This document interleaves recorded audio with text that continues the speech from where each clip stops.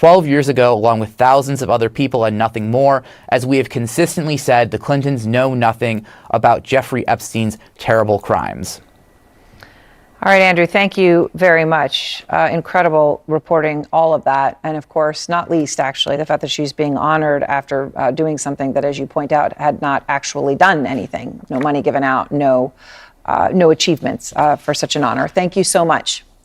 And next, Trump claiming Putin's trip to Alaska proves that the Russian president wants peace. I mean, okay, let's see how Putin sees it. Plus, U.S. warships on the move tonight as Venezuela's leader warns that they are now preparing for an invasion. Dry eye relief isn't just a feeling. It's a science. TheraTears has oxylights, a unique blend of the 5 vital electrolytes found in natural tears, all working together to support hydration. For a feeling no other drop can give. Give your eyes a burst of long-lasting relief with TheraTears Dry Eye Therapy. Science-backed hydration. Harbor Freight tools keep getting better with time. Better performance, better durability, better value. Come on in and see for yourself. Whatever you do it for less at Harbor Freight. Every dog is unique. That's why at The Farmer's Dog, we put your dog at the center of everything we do, with food that's freshly made, packed with nutrients, and pre-portioned. We're making it easy for you to take care of your buddy. When you're ready to begin treatment for chronic lymphocytic leukemia, Calquence helps you do the fighting, and you can do the exploring. You can do the splashing, the sightseeing, and the playing. Calquence is an oral targeted therapy for CLL. More patients begin with Calquence than any treatment of its kind, and Calquence is proven to work better than chemoimmunotherapy in patients with previously untreated CLL. Calquence can cause serious side effects which may lead to death. This includes serious infections, bleeding problems that may increase with blood thinners, decreased blood counts, new cancers to other organs including skin cancers, heart rhythm problems, and liver problems. Tell your doctor if you have flu-like symptoms, blood in stool or urine, fast or irregular heartbeat, dizziness, feeling faint, chest discomfort, shortness of breath, stomach pain, dark urine, or yellowing skin. These are not all the possible side effects. Use sun protection. Calquence may harm an unborn baby. Calquence helps you do the fighting, and you can focus on the things you're loving. Ask your doctor if Calquence is right for you. Join the more than 7 million adults, like Michael, who've taken Ozempic. As touring musicians, my type 2 diabetes could have slowed us down, but I didn't let it. I'm Michael from the Warren Treaty, and this is what my Ozempic era looks like. I lowered my A1C, and I saw noticeable weight loss. I also learned some people take Ozempic to lower the risk of major cardiovascular events like stroke, heart attack, or death, and others take it to lower the risk of worsening chronic kidney disease. Don't share needles or pens or reuse needles. Don't take if you or your family had MTC, MEN2, or if allergic to it. Stop taking and get medical help right away if you get a lump or swelling in your neck or any of these allergic reactions. Tell your provider if you plan to have surgery or a procedure, are nursing, pregnant, or plan to be. Serious side effects may include inflamed pancreas, gallbladder or severe stomach problems, or changes in vision. Call your prescriber if you have any of these symptoms. Taking with a sulfonylurea or insulin may raise low blood sugar risk. Common side effects include nausea, vomiting, diarrhea, stomach pain, constipation. Some side effects lead to dehydration, which may worsen kidney problems. Discover the GLP-1 with the most FDA-approved uses. Ozempic. Check their new game day fit. Oh, snap! DirecTV got hot. That's right. DirecTV is flexing with all those pro and college games at your fingertips. This ain't your dad's cable, son. It's Couture. Okay, thank you so much. I was about to say that. It's Couture. Big Beautiful Tariffs, a Fareed Zakaria special, next Monday at 8 on CNN. Tonight, President Trump's new warning to Vladimir Putin if Putin doesn't end the war in Ukraine. There might be very big consequences because this is something that has to end. So we'll see what happens over the next week or two. And at that point, I'll step in very strongly. 2 weeks. We've heard that threat before without any action. And Trump's latest threat to Putin comes 12 days after he had promised, quote, very severe consequences if Putin didn't agree to end the war at the Alaska summit. Of course, Putin didn't agree to end the war. He hasn't done anything to end the war since that face-to-face meeting. And even on Russian state media, there's actually shock that Trump is not being tough on Putin. Russian media monitor Julia Davis pointed this out. Take a look at this one. Look, for several weeks, we have been carrying out massive strikes against Zelensky's infrastructure. Meanwhile, there was not one critical word toward us from the White House. It's amazing they're even commenting on that. Up front now is Andrei Soldatov, Russian investigative journalist, author of the new book, Our Dear Friends in Moscow. So, Andrei, Trump also praised Putin today for flying to Alaska, saying that it was, quote, not easy for Putin to do that, right? I guess so many time zones, a complicated thing. And then Trump said that's a sign that Putin wants peace. Is that what it is? No, it was not the way it was seen in the Kremlin and in Moscow. To be honest, it was seen as a proof that finally we see the end of Russia's isolation, and Putin was extremely pleased with his invitation, and that's how it was sold to the Russian public. So certainly not as a sign of peace here. So, okay. Trump recently said, Andrei, that Ukraine can't win the war if it couldn't, quote, play offense and attack Russia, right? So his words were, they should be able to attack. They should be able to be offensive, a strike in Russia. But even as Trump was saying that, Andrei, according to the Wall Street Journal, what he was doing was the exact opposite of what he was saying. The Journal is reporting that the Pentagon, in fact, was preventing Ukraine from using American-made long-range weapons against Russian targets, even as Trump was saying that they should be able to strike. And you actually say, Andrei, that those Ukrainian attacks that Trump is reportedly trying to stop actually were impacting Russian life. Yes, exactly. We all see that the mood in Moscow, and not only in Moscow, but in many Russian towns, is quite gloomy, because there was really high expectations that Trump could deliver some sort of peace. And that obviously is not going to work. That is very visible and obvious for the Russian public. And at the same time, these drone attacks, they create a climate of fear and of constant disruption of daily lives of so many people, especially the most active part of the population, because you have airfields and airports under attack and transport systems. So it's not easy. So if you add to that missiles attacks, which could have happened, of course, that would have a huge impact on the mood in Russia. So, Andrei, Trump is also, expressing optimism, at least publicly, that Putin and Zelensky are going to meet. This bilateral, this whole thing is going to move forward. Will Putin ever meet Zelensky one-on-one? No, I don't think so. That is very important for the Kremlin, because they want to have a say in the political future of the country, of Ukraine. And for that, they need to insist on the presidential elections and basically to get rid of Zelensky. And if Putin, in such a climate, would agree to meet Zelensky, that, in the eyes of the Kremlin, would give him legitimacy. Putin would never agree to that. Yeah. Wow. All right. Andrei, thank you so much. I appreciate it. I know it's late in London, so thank you. Thank you. Next, U.S. warships making their way to Venezuela. An important story we're watching, where Maduro is now calling up, ready for this, millions and millions of troops. Want to know more about you? Like a lot more? Join the millions of others who've made discoveries with Ancestry DNA. Learn more than ever for just $39. My eyes, they're dry, looking for hydration. Blink NutriTears is a once-daily supplement, clinically proven to help your eyes produce more of their own tears for lasting, continuous relief. A different way to support dry eyes. It's the final game, folks. This one wins the series. Struck out with the cheap seats? Important things aren't worth compromising. At Farmers, we offer both quality insurance and great savings. Here, take mine. We are farmers. Bum, bum, bum, bum, bum, bum. We just want to have enough money for retirement. And travel to visit our grandchildren. I understand. That's why at Fisher Investments, we start by getting to know each other so I can learn about your family, lifestyle, goals and needs, allowing us to tailor your portfolio. What about commission-based products? We don't sell those. We're a fiduciary obligated to act in your best interests. So how do your management fees work? We have a transparent fee structured so we do better when you do better. At Fisher Investments, we're clearly different. You founded your kayak company because you love the ocean, not spreadsheets. You need to hire. I need Indeed.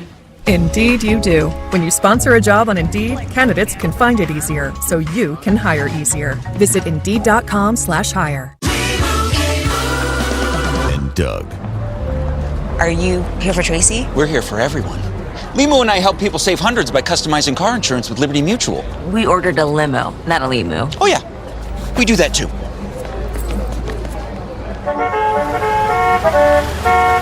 The limo? At your service. Only pay for what you need. Liberty, liberty, liberty, liberty. I'm not really one for the spotlight, but there is some gravy to be had. You know, I always seem to get primo parking.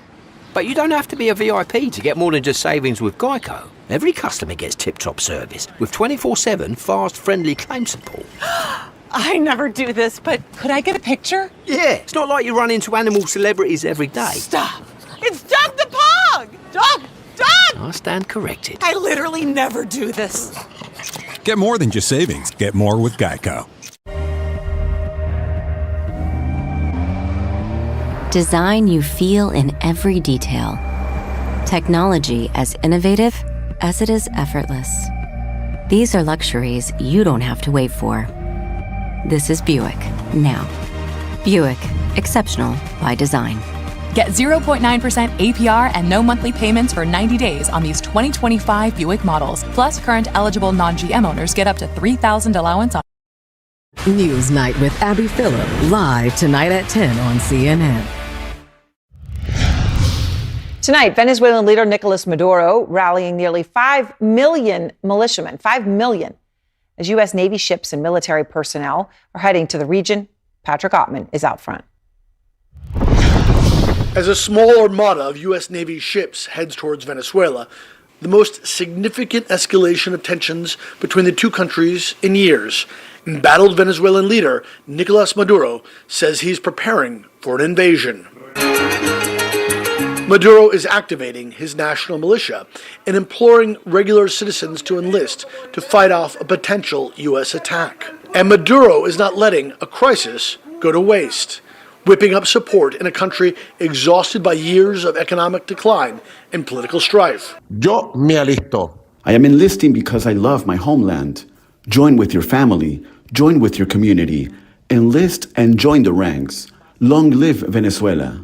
Thousands signed up over the weekend, vowing to keep Maduro in power. We defend our people, and we, one way or another, are going to defend ourselves. But even as he claims to have more than 4 million soldiers, police, and militia members ready to do battle, Maduro may be outgunned. The Trump administration has sent at least 3 U.S. Navy destroyers, a submarine, attack aircraft, and 4,000 Marines to stem the flow of drugs to the U.S., which they say Maduro is responsible for. The DOJ has seized over $700 million of Maduro-linked assets, including 2 private jets, 9 vehicles, and more. Yet Maduro's reign of terror continues. He is one of the largest narco-traffickers in the world and a threat to our national security. Maduro denies any role in drug trafficking, but he is under federal indictment in New York for allegedly running a shadowy cartel of army officers turned drug lords. This month, the Trump administration doubled the price on Maduro's head to $50 million.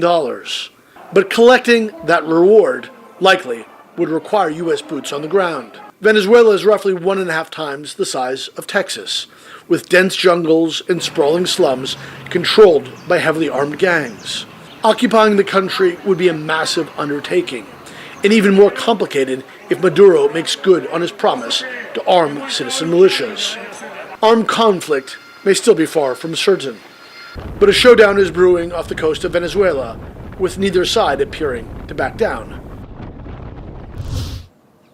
And Aaron, even if the U.S. doesn't have the firepower in the region to actually invade Venezuela, clearly the Trump administration is hoping that the added pressure on Maduro will force him from power. The only problem with that is that many of the people around Maduro, his inner circle, are also wanted by the U.S. for drug trafficking. Aaron? It's incredible. It's such an incredible report. Patrick, thank you very much joining us tonight from Havana in Cuba. And thanks so much to all of you for being with us. AC 360 begins now.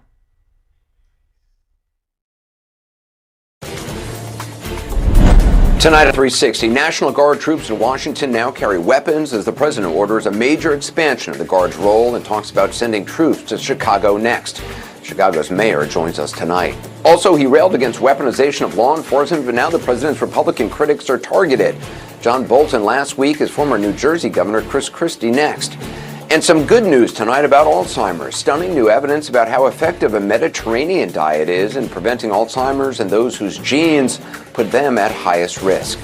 Good evening. Thanks for joining us. We begin tonight keeping them honest with the President of the United States expanding his vision for sending American troops into more American cities and getting those forces more involved in local law enforcement. It's happening with Guard troops in Washington now under orders to carry their sidearms or for some their M4 rifles. And though a Joint Task Force spokesperson said they'll be authorized only to use them for personal protection and not policing, the president's words and actions today suggest that could change. He signed an executive order tasking Defense Secretary Hegseth with setting up specialized National Guard units that will be, in the words of the order, specifically trained and equipped to deal with public order issues, which sounds a lot like policing, enough so to ring alarm bells for one former Guard Major General. For the average American, they might know about infantry units, armor units, transportation units, signal units, and now they're going to create what? Occupation forces that are going to be trained to go in and to occupy a city. This is so un-American. It just makes me sick. This is not something that is what America is about. This is about creating literally military units to monitor our people. And this is actually very disparaging. I'm actually in shock. Now, whether or not you agree with the Major General's assessment about the implications, the executive order certainly expands the capability for the military to do what he envisions, and it's not happening in a vacuum. The president has already sent Guard troops and active duty Marines onto the streets of Los Angeles over the wishes of LA's mayor and California's governor. Today, he suggested that Chicago is next with or without state and local cooperation. We may or may not. We may just go in and do it, which is probably what we should do. The problem is, it's not nice when you go in and do it and somebody else is standing there saying, as we give great results, say, we don't want the military. They need help badly. Chicago desperately needs help. Just look at the crime statistics. Well, keep it honest, as it is in Washington and any city across the country, crime is a serious problem in Chicago. That said, according to police figures, murder is down 31% over this time last year, down 37% over this time 2 years ago, and fully half of what it was 4 years ago. That's something Chicago's mayor, who joins us shortly, pointed out today, as did Illinois Governor J.B. Pritzker, who said the president so far has not, to his knowledge, consulted any of the appropriate officials about sending troops into Chicago. We found out what Donald Trump was planning the same way that all of you did. We read a story in the Washington Post. If this was really about fighting crime and making the streets safe, what possible justification could the White House have for planning such an exceptional action without any conversations or consultations with the governor, the mayor, or the police? Donald Trump wants to use the military to occupy a U.S. city, punish his dissidents, and score political points. If this were happening in any other country, we would have no trouble calling it what it is, a dangerous power grab. Now, the governor also warned other state governors against sending their Guard troops into Chicago to, as he put it, cater to the ego of a dictator. For his part, the president earlier today, before the governor's reaction, called him, quote, some slob. He also talked about those who equate sending troops into cities with creeping dictatorship. And they say, we don't need him, freedom, freedom. He's a dictator, he's a dictator. A lot of people are saying maybe we like a dictator. I don't like a dictator. I'm not a dictator. I'm a man with great common sense, and I'm a smart person. And when I see what's happening to our cities, and then you send in troops, instead of being praised, they're saying you're trying to take over the republic. These people are sick. Oh, this is the second time in recent days that he said something like this. Here he is after sending troops into D.C. Already they're saying, he's a dictator. The place is going to hell, and we've got to stop it. So instead of saying he's a dictator, they should say, we're going to join him and make Washington safe. But they say, he's a dictator. Well, name-calling aside, except in the direst of actual national emergencies, this is not what presidents normally do. And it's not all that this president has done either. He has and continues to target those he doesn't like for retribution, purged entire agencies and government departments of perceived enemies. He's imposed his personal view of history, the Smithsonian, taking control of the Kennedy Center, and is strong-arming universities and law firms. This president has sued one TV network and just yesterday threatened the broadcast licenses of 2 others. He's assembled a large force of masked federal agents to round up people across the country, signed an executive order just today criminalizing flag burning, despite a clear Supreme Court ruling, distasteful as it may be, saying that it is free speech. There's more, of course, and some may defend all or parts of these actions as necessary, even welcome. That said, it's hard to say they add up to nothing. I want to start off at the White House with CNN Chief National Affairs Correspondent Jeff Zeleny. So what is the president's thinking behind all this? What are you hearing from sources? Well, Anderson, it's been clear throughout the month of August that authoritarianism streak really has been the through line for the president, at least on domestic concerns. I mean, he called himself the chief law enforcement officer of the United States, and that is a hat he is wearing very proudly for a variety of reasons. One, he campaigned on this. His advisors will say that he talked about law and order throughout the campaign, which is true. But this recent development in the last couple weeks is coming as he is facing challenges in other regards. In the month of August, he has barely mentioned his legislative achievements, his accomplishments. He certainly has not been out selling it or talking about it like some Republicans would like him to do. Instead, he's talking about these law enforcement changes. But Anderson, these are serious changes. The executive order that he signed, one of them in the Oval Office today, would be the largest change in the National Guard in terms of blending its role with the law enforcement agencies that we have ever seen. And of course, some National Guard officials have raised concerns, but others have not. I mean, he realizes that crime is an issue that has worked for him in the past, at least politically speaking, and he was taking some great credit for what he believes are some advancements here in Washington. He was talking about how there has not been a homicide in 11 days. He said that hasn't happened in decades. In fact, it was March the last time there was a stretch of no homicide. So it's unclear the lasting effect of this. But the change in the National Guard is absolutely a major step, and it's something that he is taking a great pleasure in doing.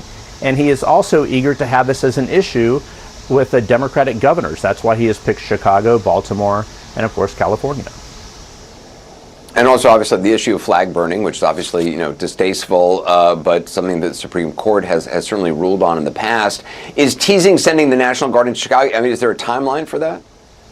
There's not a timeline that the president indicated. He said, I may do it, I may not do it, but signaling by even mentioning it and mentioning Baltimore as well, it's something that he's thinking about. And this is something when you sort of piece together from Los Angeles to here in Washington to Chicago and Baltimore, even the threat is something that works for him politically. But in terms of a timeline, he left that open. There's no doubt about that, Anderson.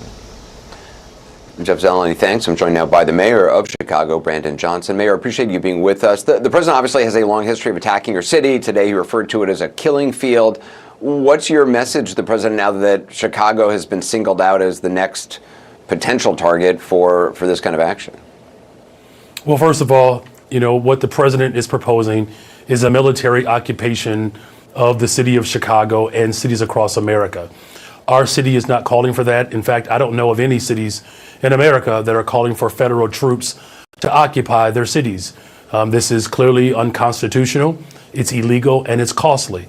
The fact of the matter is that we're doing really good work in the city of Chicago. Community safety is my top priority. And that's why I've worked hard to bring people together to drive violence down in Chicago. Homicides are down nearly 32%. Shootings and shooting victims are down nearly 40%. Robberies are down 35%. Carjackings are down significantly. Is there more work to be done? Of course it is. Is sending military troops into cities a way to actually drive community safety? Absolutely not. I want to just play something else he said recently about you and your city. Chicago's a mess. You have an incompetent mayor, grossly incompetent, and we'll straighten that one out probably next. That'll be our next one after this, and it won't even be tough. And the people in Chicago, Mr. Vice President, are screaming for us to come. They're wearing red hats, just like this one, but they're wearing red hats. African-American ladies, beautiful ladies, are saying, please, President Trump, come to Chicago. Please. Do you believe that citizens of Chicago would welcome federal intervention? Not in this regard. Here's what the people of Chicago are calling for, and we've been calling for this repeatedly. We're looking for investments into affordable housing. I'm on pace to build nearly 10,000 affordable homes by the end of my first term. We're looking for investments in workforce. We've hired 31,119 young people for summer jobs. The people of Chicago are calling for investments in our mental health care services. I've reopened mental health clinics and expanded behavioral and mental health services across the city. We've revamped our entire detectives division so that we can actually solve violent crimes in the city of Chicago. We've already closed 76% of our cases. It's the highest clearance rate that we've had in over a decade. The way we build safe and affordable communities across this country is by investing in them. If the president was serious about driving violence down in Chicago and in cities across America, he would return the $800 million that he took away from violence prevention back in April. If he was serious about driving violence down in the city of Chicago, he would return Medicaid, SNAP. He would not defund our public education system. This president has demonstrated that he is not willing to cooperate with cities in America to ensure that the federal government actually shows up for working people. That's what we're doing in Chicago. That's what many of our mayors are doing across this country. The president really should be working with us to develop safe communities and affordable communities. Mr. Mayor, I appreciate your time tonight. Thank you very much. Mayor Brandon Johnson. For more now on the prospect of National Guard troops in more U.S. cities, as well as the ongoing deployment in Washington, I'm joined by former FBI Deputy Director Andrew McCabe and former federal prosecutor Carrie Cordero. Andrew, is there anything stopping the president from replicating what he did in Washington, D.C., in Chicago, or other cities around the country? Well, Anderson, as we've seen so far, there's very little stopping this president when he wants to do, from doing what he wants to do. But he'll find the legal environment in trying to replicate the same sort of surge of federal agents and the presence of National Guard troops very, very different in every city in this country that is not Washington, D.C. Here in D.C., the environment is unique. It is not a state. It is it's a district that's very closely tied to the federal government, and is an aspect of D.C. Home Rule, which is a law passed giving D.C. residents the right to vote for their mayor, the right to vote for their city council. The president has the authority to deploy troops on a limited basis and to require that the local police, the Metropolitan Police Department, is kind of co-opted to perform federal services. You can have all kinds of good arguments as to whether or not that's exactly what they're doing right now. But the fact is, he is in that kind of 30-day period that he gets under the law. Those exact circumstances, those legal circumstances, that legal authority really does not exist in the same way for any other state. Carrie, I mean, the officials in Chicago made it clear there's no request for federal intervention in Chicago. Legally speaking, what are the governor's options if the administration sends in National Guard troops to his state?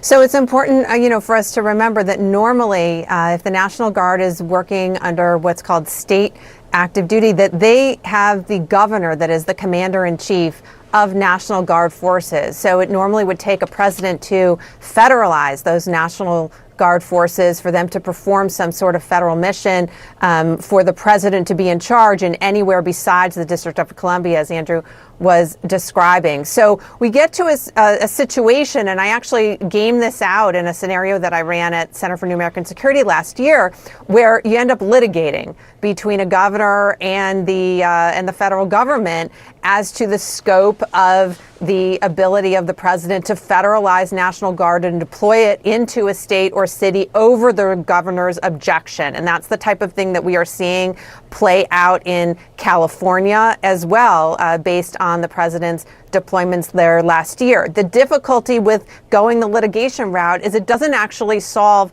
the problems that are trying to be solved. So it doesn't necessarily change the situation on the ground from the perspective of the governor, because it has to work through a litigation and a court's process. And it doesn't address the public safety issue in a longer term basis that the president is seeking to achieve.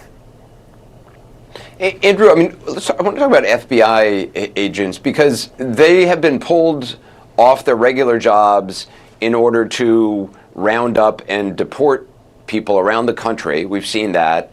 And now they are in D.C. on patrol on the streets. Who picks up the slack in those areas while FBI agents are patrolling the streets in D.C.? Who's doing the counterterrorism work, the narcotics work, all the work that they would normally be doing, anti-corruption work?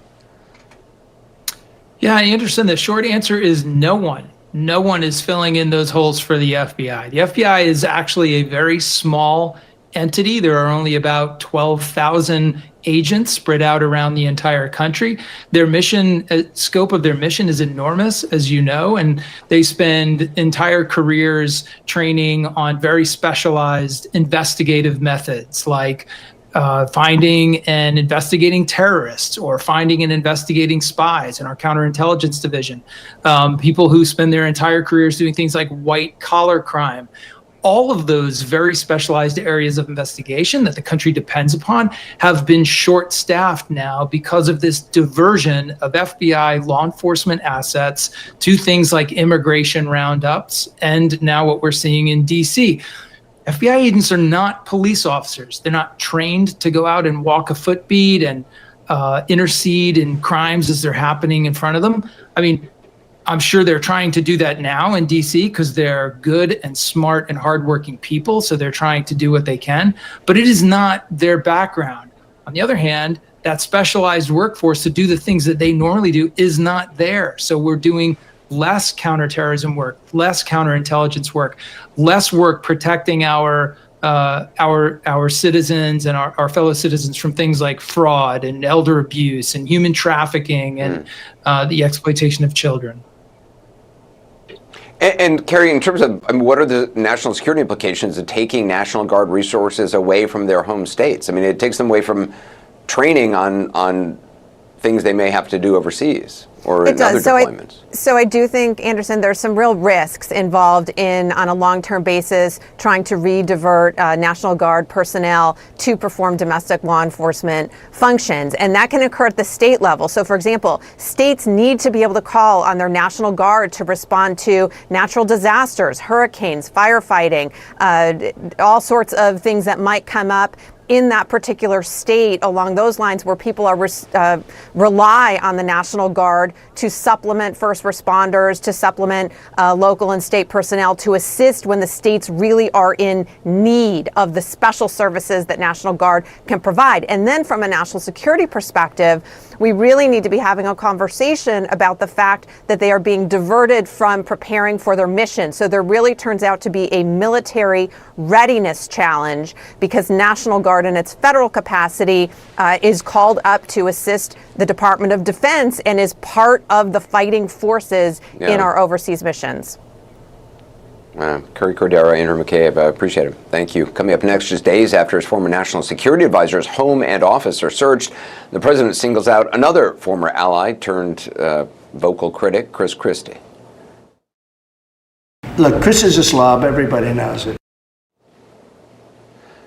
it was more than a personal attack. We'll talk about the president's suggestion that Christie, like Bolton, should be investigated. And we'll speak with yet another former administration insider who's worried he'll be next. And later, the Epstein case and the additional evidence about him and Ghislaine Maxwell that House lawmakers are now demanding. Sunday, on a special night of Searching for Spain. ¡Qué emoción! I'm so excited. How did Spain become a culinary powerhouse? Just gonna do a little bit more research. The people, the chefs, and of course, the glorious food. Eva Longoria, Searching for Spain. Sunday at 8 on CNN. This is what joint pain looks like when you keep moving with Aleve. Just one Aleve. 12 hours of uninterrupted joint pain relief. Aleve. Also try liquid gels for fast and long-lasting pain relief. For adults with obesity, Zepbound means change. It's changing what I believe is possible when it comes to weight loss. Zepbound helps adults with obesity lose weight and keep it off. Don't take if allergic to it, or if you or someone in your family had medullary thyroid cancer or multiple endocrine neoplasia syndrome type 2. Tell your doctor if you get a lump or swelling in your neck. Stop Zepbound and call your doctor if you have severe stomach pain or a serious allergic reaction. Severe side effects may include inflamed pancreas or gallbladder problems. Tell your doctor if you experience vision changes, depression, or suicidal thoughts before scheduled procedures with anesthesia. If you're nursing, pregnant, plan to be, or taking birth control pills. Taking Zepbound with a sulfonylurea or insulin may cause low blood sugar. Side effects include nausea, diarrhea, and vomiting, which can cause dehydration and worsen kidney problems. Ask your healthcare provider about Zepbound. Explore savings options today. What's up, Carl Nation? It's your #1 broker with the best full-service wealth management skills in the biz. Actually, I'm seeing something from Schwab. Uh-oh. Yeah, Schwab lets you invest and trade on your own. And if you want, they can even manage it for you. Not to mention, Schwab has a team of specialists for taxes, insurance, and estate planning, all with low fees. We're experiencing technical difficulties.